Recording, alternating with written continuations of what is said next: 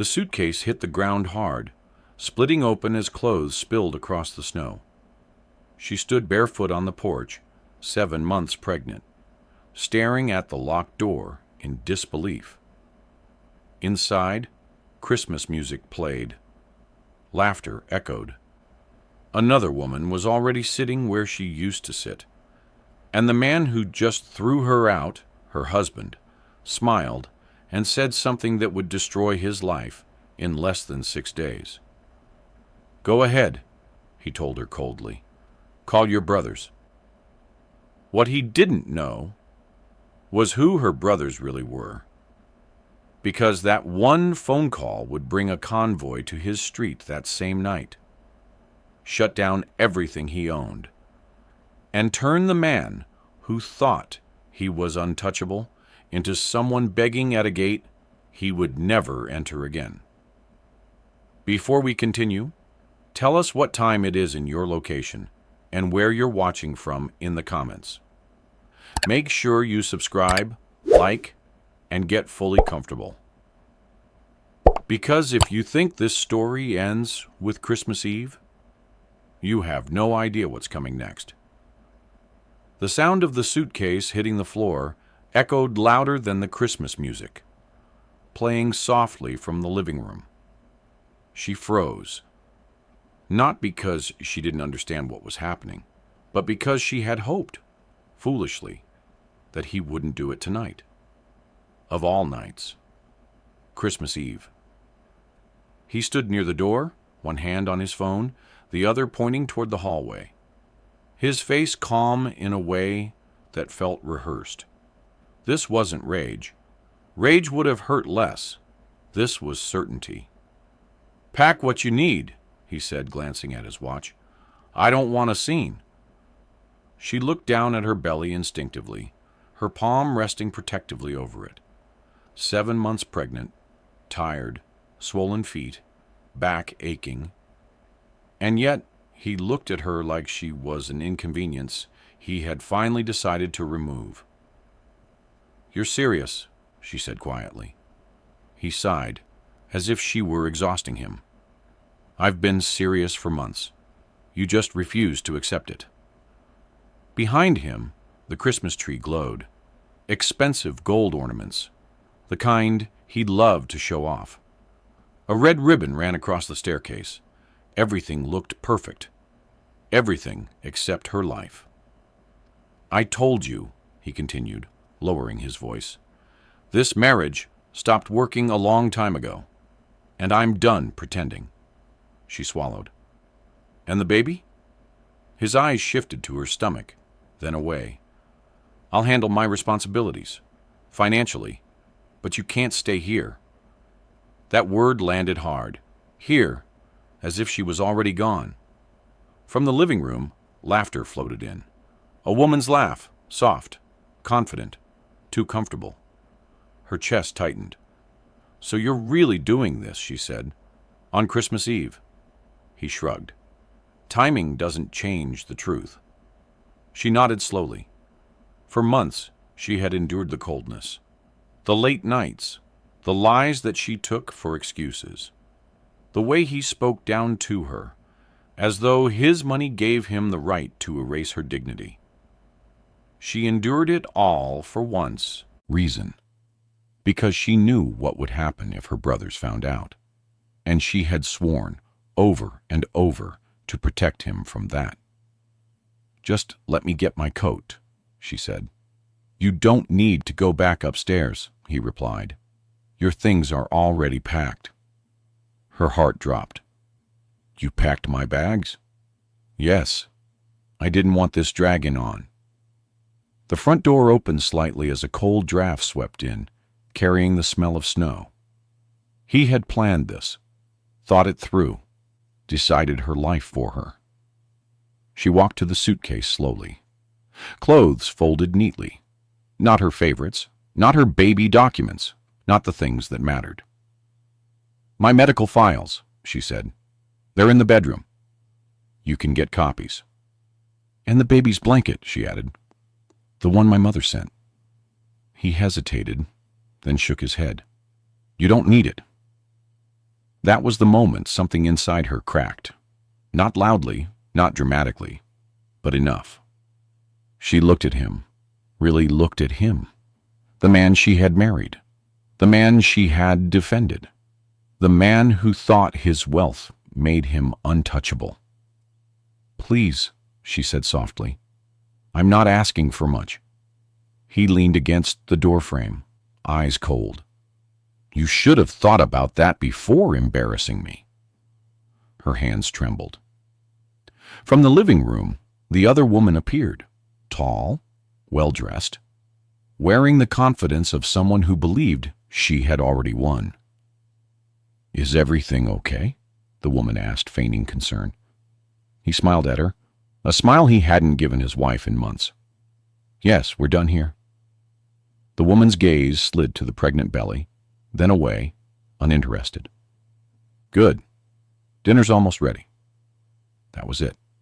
He picked up the suitcase, opened the door fully, and placed it outside. "Call a taxi," he said casually. "Or whoever you need." She stepped onto the porch. The cold bit immediately. Snowflakes brushed her face. Her thin shoes offered no protection. She turned back one last time. "You're making a mistake." He laughed under his breath. "You always say that." Then, with a smirk he would regret for the rest of his life, he added, "Go ahead, call your brothers. Let's see what they can do." The door closed. The lock clicked. She stood there, alone. As Christmas music played somewhere inside the house she no longer belonged to. For a few seconds, she didn't move. Her breath came out in shaky clouds. Tears threatened, but she forced them back.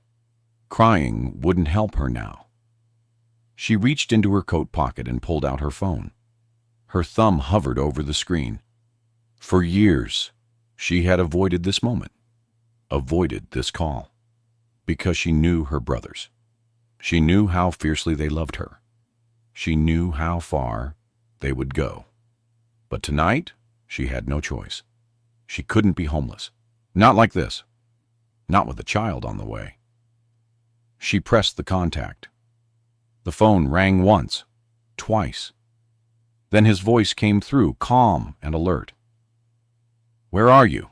her eldest brother asked. Her composure broke. "He threw me out," she said. "I'm outside. It's cold. I'm pregnant." There was silence on the line. Not confusion, not shock. It was more like control. "Stay where you are," he said. "We're coming."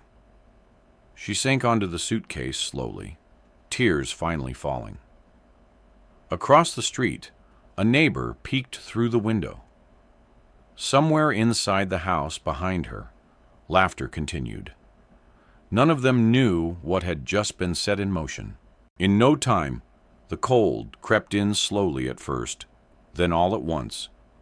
She hugged her coat tighter around her body, her other arm instinctively circling her stomach as if she could shield the baby from the night. Snow settled on the suitcase beside her, thin at first, then thicker as minutes passed. The porch light above her flickered once, then steadied, casting a pale glow over the driveway she had walked up so many times, believing it was home. Her phone buzzed in her hand. "5 minutes," her brother said. "Don't move." She nodded, even though he couldn't see her. "I won't." Across the street, a car slowed down, then drove off. Somewhere nearby, someone laughed loudly, probably opening gifts early, probably warm, probably loved. She told herself not to think about it. Thinking would only make the waiting harder. Inside the house, he poured himself a drink. The mistress leaned against the kitchen counter, watching him with curiosity. "You're really okay with this?" she asked, swirling the wine in her glass. He scoffed. "I've never been better." "She didn't even fight," the woman added. "That surprised me." "She never does," he replied. "That's her problem. Always playing the quiet victim." He raised his glass, took a sip, and felt powerful, relieved, free. For the first time in months, there was no tension in his shoulders, no silent judgment, no reminders of responsibility. Just him, his success, and the life he believed he deserved. Outside, headlights appeared at the end of the street. Then another set, then another, low, black, expensive. She noticed them before she fully understood what she was seeing. 3 SUVs rolled in slowly, tires crunching against snow, engines humming with quiet authority. They didn't rush. They didn't hesitate. They stopped perfectly in front of the house, one behind the other. Doors opened almost in unison. Men stepped out, tall, well-dressed, coats tailored, shoes polished, despite the snow. One of them scanned the street calmly. Another spoke briefly into a phone. The third walked directly toward her. She stood trembling now, not from the cold. "Are you hurt?" he asked gently, already taking off his coat. "No," she whispered, "just cold." The coat was around her shoulders instantly, warm, heavy, smelling faintly of leather and something familiar. Safety. The man crouched in front of her, eyes filled with concern, and something darker beneath it. Did he do this? She hesitated. For a split second she almost said no. Habit. Protection. But the words caught in her throat. Yes. The man nodded once. No anger, no raised voice. Just certainty. "Okay," he said. "Let's go." Another brother picked up the suitcase as if it weighed nothing. The third opened the door of the middle SUV. She turned her head instinctively toward the house. Through the window, she saw him standing there now, drink still in his hand, confusion finally creeping into his expression. The mistress stood behind him, her smile gone, her brows furrowed. For the first time that night, he looked unsure. Her brother noticed her glance. "You don't need to look back," he said softly. She didn't. The door closed behind her.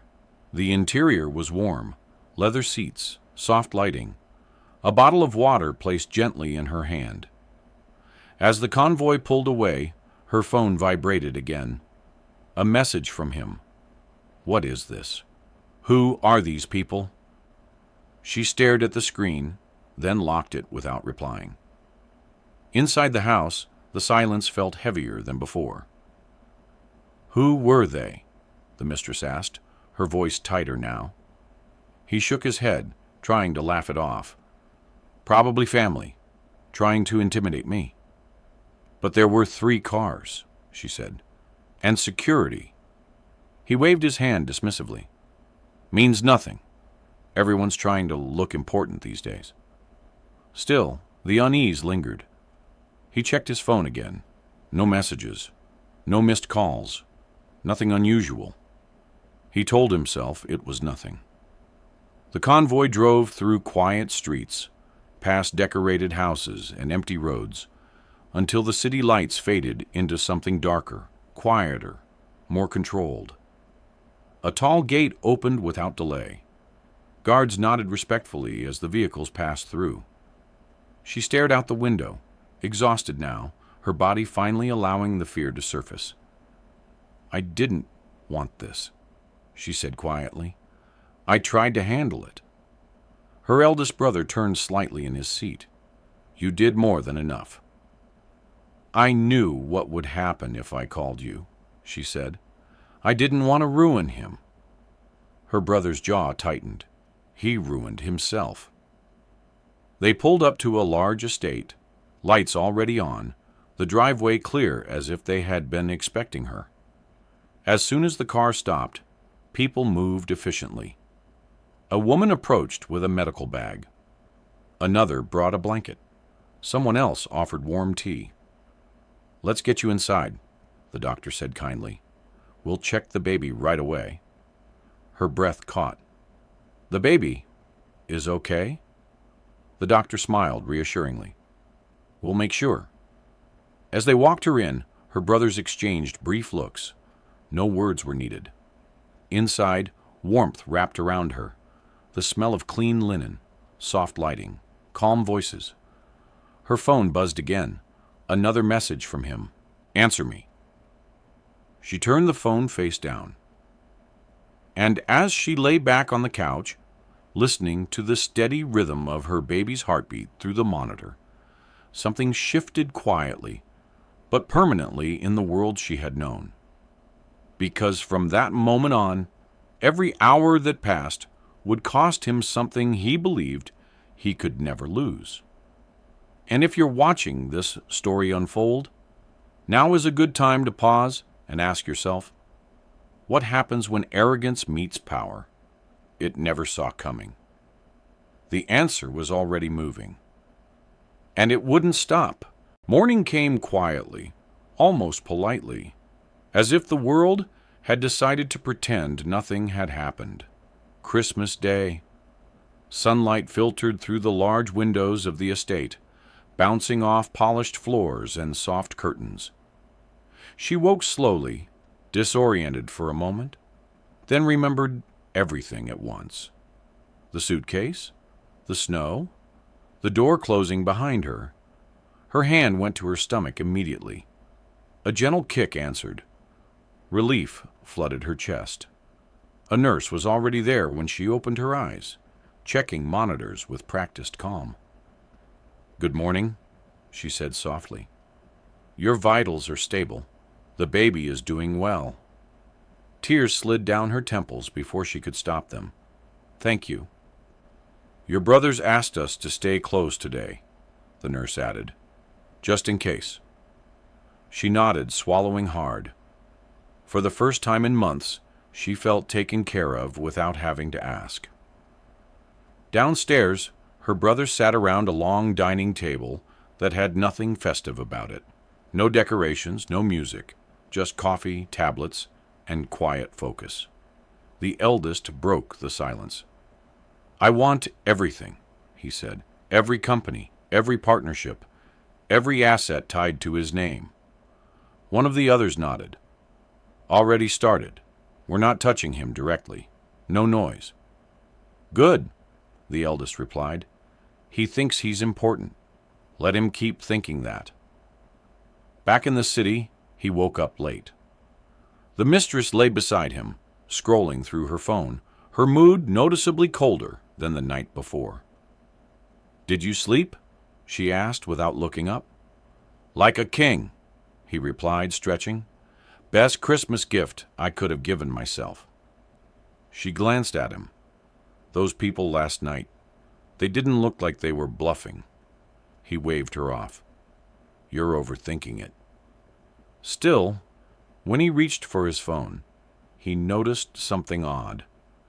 No notifications from his business group chat. He frowned, refreshed the screen, then shrugged it off. Holidays. People were busy. Nothing more.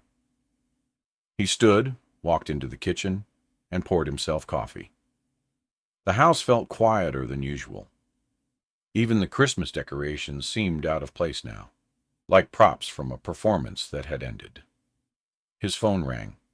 He smiled when he saw the caller ID, one of his partners. "Finally," he muttered, answering it. "Merry Christmas." There was no greeting on the other end. "We need to talk," the man said, his voice stiff. "Can it wait?" he replied. "It's Christmas." "No," the partner said. "It can't." That was the first crack. The call was short, too short, no details.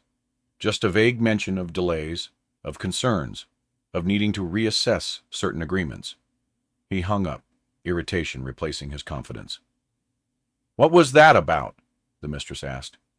"Nothing," he said quickly. "Just business." But his appetite was gone. An hour later, another call came in. Then another. Different voices, same tone. Cautious, distant, unwilling to commit. By noon, his irritation had turned into unease. He checked his email. 3 meetings scheduled for the following week had been postponed. One indefinitely. "That's strange," he muttered. The mistress leaned over his shoulder, reading the screen. "Is it?" He snapped the laptop shut. "Enough. I told you. It's nothing." But the knot in his stomach tightened. At the estate, she sat wrapped in a blanket, sipping warm tea as snow continued to fall outside. Her brothers checked in periodically, never overwhelming her, never pushing for more than she could give. "I didn't want this," she said again, quietly. The middle brother sat across from her. "You didn't cause it. You revealed it." She looked at him, confused. "He treated you the way he did because he thought there were no consequences," he continued. "That belief doesn't survive truth." Later that afternoon, her phone buzzed again. A message from him. "We need to talk. This is getting out of hand." She stared at it for a long moment, then placed the phone face down on the table. Back at the house, frustration boiled over. "Why aren't they answering?" he snapped, pacing the living room. The mistress crossed her arms. "Maybe you should call your bank." He shot her a look. "Don't start." She raised an eyebrow. "I'm just saying. Things don't fall apart for no reason." He dialed the bank. The hold music played longer than usual. When someone finally answered, the voice was polite, but firm. "There appears to be a temporary restriction on some of your accounts," the representative said. "Temporary," he repeated sharply. "Based on what?" "Compliance reviews," she replied. "I'm afraid I can't say more at the moment." His hand tightened around the phone. "Remove it," he said. "Now." "I'm sorry, sir. That won't be possible." The call ended. He stared at the screen in disbelief. "This is ridiculous," he muttered. "I'll fix it." But even as he said it, doubt crept in. Because problems didn't usually arrive all at once. And yet, here they were. Across the city, the eldest brother received a brief update. "First phase complete," a voice said. He nodded. "Good." Let him breathe a little, then continue. As evening fell, she stood by the window of the estate, watching the snow settle gently over the grounds. Her hand rested on her belly, her breathing steady. For the first time in a long time, she didn't feel afraid of what tomorrow would bring. Because tomorrow was no longer hers to survive alone. And somewhere else, in a house that suddenly felt far too large, a man stared at his phone, realizing, too late, that Christmas had taken something from him he didn't even know he was losing. The second day after Christmas arrived without mercy. He barely slept, not because of guilt, he had buried that long ago, but because his phone wouldn't stop vibrating. Messages from assistants. Missed calls from numbers he didn't recognize. Emails marked urgent, piling up faster than he could open them.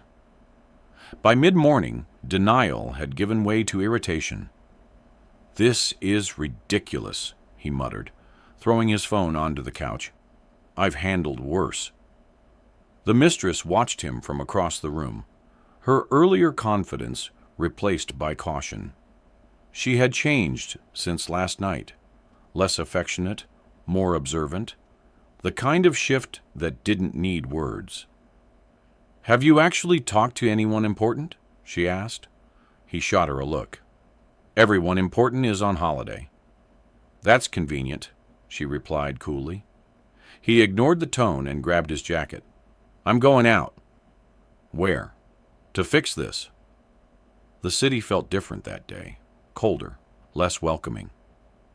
He walked into an upscale cafe he frequented, nodding to familiar faces. Normally, people would greet him warmly, eager to be seen with him. Today, conversations paused. Someone glanced away. Another pretended not to notice him. He ordered coffee and took a seat, dialing one of his longtime associates. Straight to voicemail. He tried another. ringing, then silence. His jaw tightened. Across town, the brothers sat in a quiet conference room. Screens glowed softly in front of them, filled with numbers, contracts, timelines. Everything was precise, controlled. "He's trying to move," one brother said calmly. "Let him," the eldest replied. "Every move reveals another weakness." Back at the cafe, his phone finally rang. Relief surged through him until he saw the caller ID. A junior associate. "Tell me you've got good news," he said sharply. There was a pause. I don't think you should come into the office today." "What?" "There are auditors and some partners. They're reviewing everything." He felt a flicker of anger. "On whose authority?" "Multiple," the associate replied carefully. "And they asked about your personal conduct." The line went dead. His hands shook. Not violently, but enough to notice. This wasn't coincidence anymore. He drove straight to his office. The building lobby, once familiar and affirming, felt hostile now. Security stopped him at the entrance. "There's a meeting in progress," the guard said. "I own part of this company," he snapped. "Yes, sir," the guard replied calmly. "But you weren't expected today." That word again. Not expected. Inside the meeting room, voices murmured behind closed doors.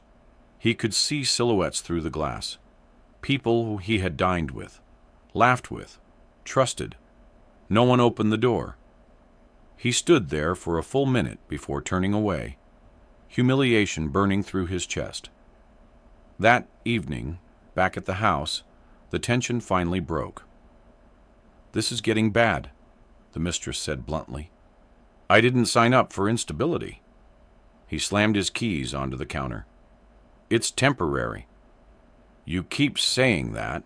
"Because it is." She crossed her arms. "Then why does it feel like everything is collapsing?" He had no answer. At the estate, she sat quietly while one of the doctors checked her blood pressure. Everything was normal. The baby kicked gently, steady and strong. Her brother sat nearby, watching carefully.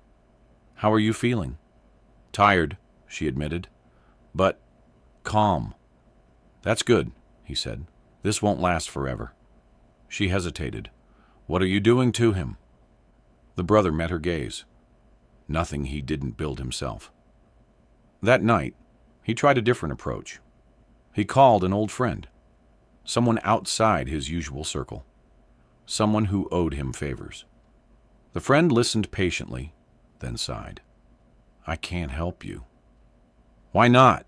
he demanded. "Because whoever you crossed," the man said slowly, "they're bigger than both of us." The line went dead. For the first time, fear crept in. The third day was worse. Properties were flagged, accounts frozen further. Lawyers stopped returning calls. Even his name, his carefully built reputation, felt toxic now. People weren't just distancing themselves. They were avoiding him. He paced the house endlessly, phone in hand, refreshing emails, searching for any sign of relief. None came. On the fourth day, reality finally hit. He sat alone at the dining table, head in his hands, the Christmas decorations now mocking him with their untouched perfection. The mistress entered the room, suitcase in hand. "I'm going to stay with a friend," she said flatly. "Just for a few days," he replied quickly, "until this clears up." She shook her head. "I don't think it will." He stood. "You said you loved me?" She laughed softly, without warmth. "I loved what you represented." The door closed behind her. He didn't chase her. He couldn't. Because in that moment, stripped of wealth, influence, and admiration, he realized something terrifying. He had nothing left to bargain with. And somewhere else, wrapped in quiet luxury and protection, she watched the snow melt slowly from the windowsill, unaware that the worst was still coming, for him. By the fifth day, silence became louder than noise. His phone barely rang anymore. No notifications, no meetings, no arguments to fight, just emptiness. The kind that presses in on you when the world has quietly decided you no longer matter. He sat on the edge of the bed, staring at the wall, replaying the last few days over and over, searching for the moment he could undo. Christmas Eve kept surfacing. The suitcase, the door. The way she had looked at him, calm, almost resigned. He shook his head. "No," he muttered. "I can fix this." That belief, thin, desperate, became his last lifeline. He showered, dressed carefully, and wore the watch he used to reserve for important meetings. Appearances still mattered. They had to. He convinced himself that if he looked like the man he used to be, the world would remember him. His first stop was a private lender he had once helped discreetly, a man who understood favors. The receptionist smiled politely but didn't invite him to sit. "He's unavailable," she said. "Tell him who I am." "I know who you are," she replied. "That's why he's unavailable." The words hit harder than any insult. He tried 2 more places, then 3. Each rejection came faster than the last. No anger, no confrontation. Just doors closing smoothly, efficiently, without explanation. By afternoon, frustration turned into panic. He sat in his car, gripping the steering wheel, breathing heavily. "This isn't real," he said out loud. "This can't be real." Across town, the brothers stood in a different kind of room. A private office overlooking the city. Floor-to-ceiling windows. The skyline stretched endlessly below. "He's scrambling," one brother reported calmly. "Let him," the eldest said. Desperation makes people honest. Back at the estate, she rested on the couch, feet elevated, listening as one of the doctors explained dietary changes.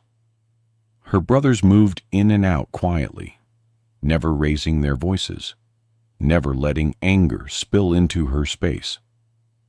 Later, she found the courage to ask the question that had been weighing on her. "When does it stop?" she asked softly. Her eldest brother looked at her for a long moment. "When he understands." That night, he finally did something he had avoided. He went to the gate. The estate loomed larger than he expected.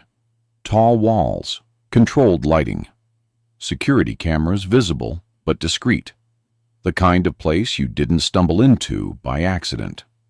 He approached the gate slowly, rehearsing his words in his head. Apologies, regret, promises. He told himself this was about dignity, not pride. The guard didn't even let him finish speaking. "She doesn't want to see you," the man said calmly. "I need 5 minutes," he pleaded. "Just 5. "No, I'm her husband." The guard met his eyes. "Not anymore." The gate remained closed.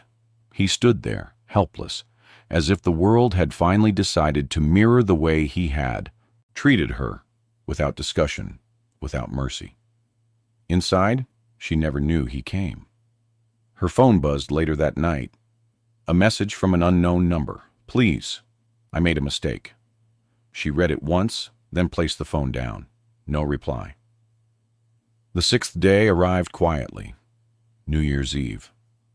Fireworks were already being set up around the city, but none of that reached him. He sat alone in the dark house, surrounded by decorations he hadn't bothered to take down, their cheer now grotesque. He checked his accounts one last time. 0. The final confirmation arrived in an email shortly after midnight. Assets liquidated. Ownership transferred. Legal notices attached. He laughed then. A hollow, broken sound that surprised even him. Somewhere else, champagne glasses clinked softly. The brothers marked the end of the year, not with celebration, but with closure. "This ends tonight," one said. The eldest nodded. "Good." On New Year's Day, the mistress returned, not to reconcile, but to retrieve the last of her belongings. She didn't meet his eyes. "I hope you figure things out," she said flatly. He didn't answer. When the door closed behind her, the house finally felt empty enough to match his life. The morning after New Year's Day felt heavier than all the days before it combined. He woke up on the couch, still dressed, lights on, television flickering to a channel he wasn't watching. His phone lay face down on the table, silent. For the first time in years, there was nothing waiting for him. No emails, no reminders, no one needing him. He sat up slowly, every movement deliberate, as if rushing might somehow make things worse. The house was cold, not because the heat was off, but because it no longer felt lived in. No laughter, no footsteps, no voices to measure himself against. Just space. Empty, accusing space. He walked into the bathroom and barely recognized the man staring back at him.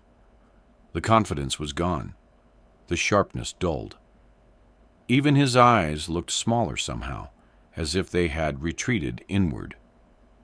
"This isn't how it ends," he whispered to his reflection. But the reflection didn't argue. He spent the morning making calls he knew wouldn't be answered, leaving voicemails that sounded weaker every time. Apologies that arrived too late. Promises that no longer meant anything. By afternoon, hunger forced him out of the house. The city moved on without him. People laughed, shopped, planned their year. Couples walked hand in hand. Life continued with a cruelty he had never noticed before. How indifferent it was to personal collapse.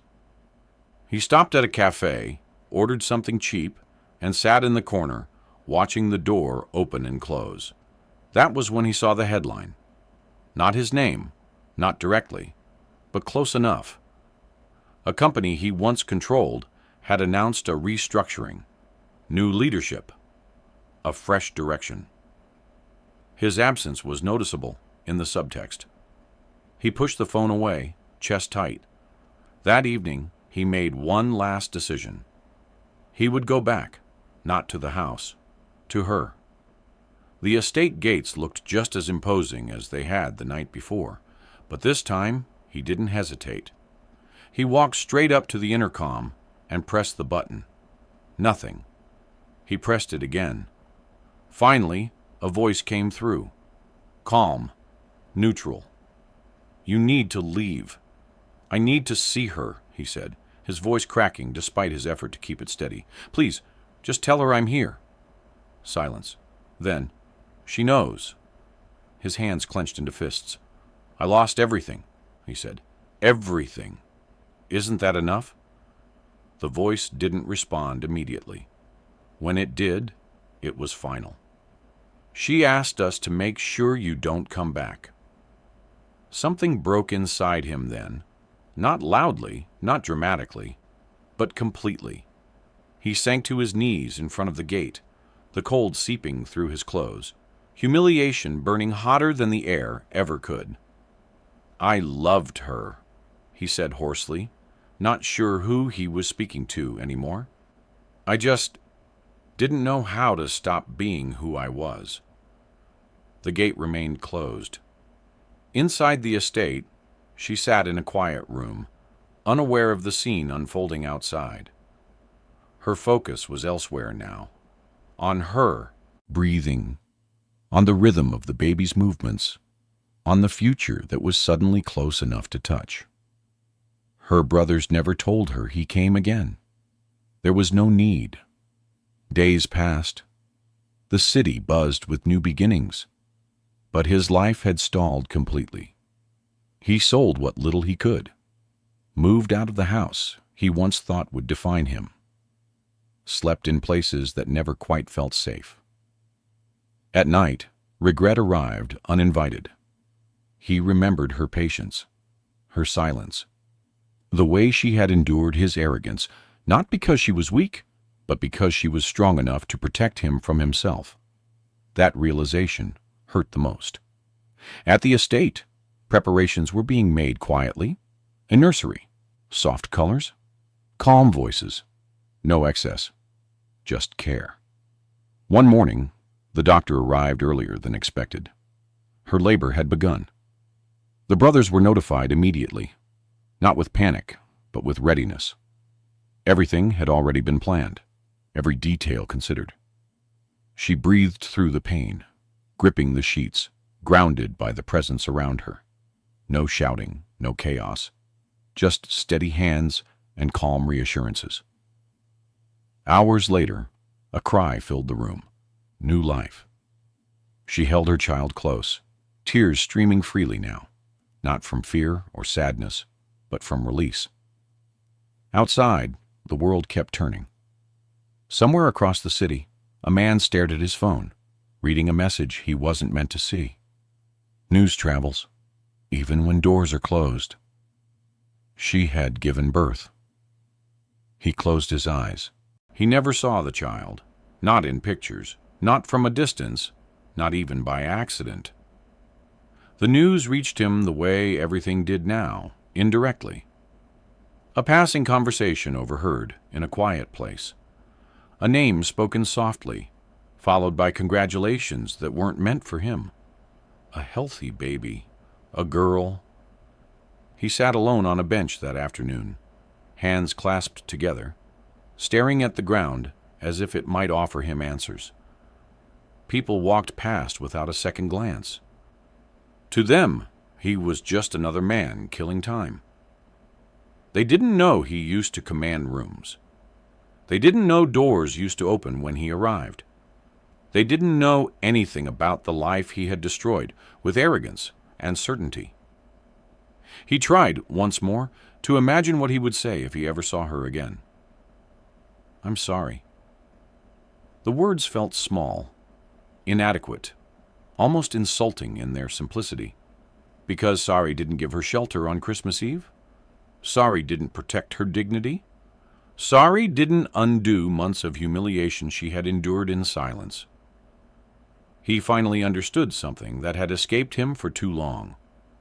She hadn't been weak. She had been merciful. And he had mistaken mercy for permission. At the estate, life settled into a rhythm that didn't revolve around him anymore. Mornings were quiet. The baby's cries were soft, quickly soothed. The house felt warmer than it ever had, not because of luxury, but because of presence. She moved slowly, carefully, surrounded by people who never raised their voices, never made her feel like a burden. One afternoon, as sunlight poured gently through the windows, her eldest brother sat across from her, watching as she rocked her daughter to sleep. "You did the right thing," he said quietly. She didn't answer right away. "I stayed longer than I should have," she admitted. "I kept thinking if I endured it, it would change him." Her brother shook his head. "Endurance doesn't change people. Consequences do." She looked down at her child, her expression calm but resolute. "I don't want her to grow up thinking love feels like that." "Then she won't," he replied. That night, she stood by the window holding her daughter, watching the city lights in the distance. Somewhere out there was a man who used to be her husband, but the distance between them was no longer measured in miles or money. It was measured in choices. Weeks passed. He found work eventually. Nothing impressive. Nothing that required introductions or influence. Just honest labor. It exhausted him in a way wealth never had. At night, his body ached, but the ache was grounding, real. Sometimes, he would catch his reflection in windows and barely recognize himself. Other times, he thought he did. He stopped telling his story, stopped explaining. There was nothing left to justify. On a quiet evening, he walked past a store window and saw a small display of baby clothes, pink, soft, delicate. He stood there longer than he meant to. Then he walked away. Inside the estate, laughter echoed softly as one of the brothers made a joke at dinner. The baby slept peacefully in her bassinet. She watched the scene unfold with a sense of peace she had never known before. No fear, no anticipation of disappointment. No need to brace herself. Just life, steady and real. And if you've stayed until this moment, take a second to reflect. How many people confuse power with permanence, not realizing it only lasts as long as character allows. If this story moved you, if it made you feel something, don't forget to like the video, share your thoughts in the comments, and subscribe to the channel for more stories that explore the quiet consequences of our choices. Because sometimes the most powerful endings aren't loud. They're simply final. Thank you for watching. Until the next story, stay strong, stay hopeful, stay inspired,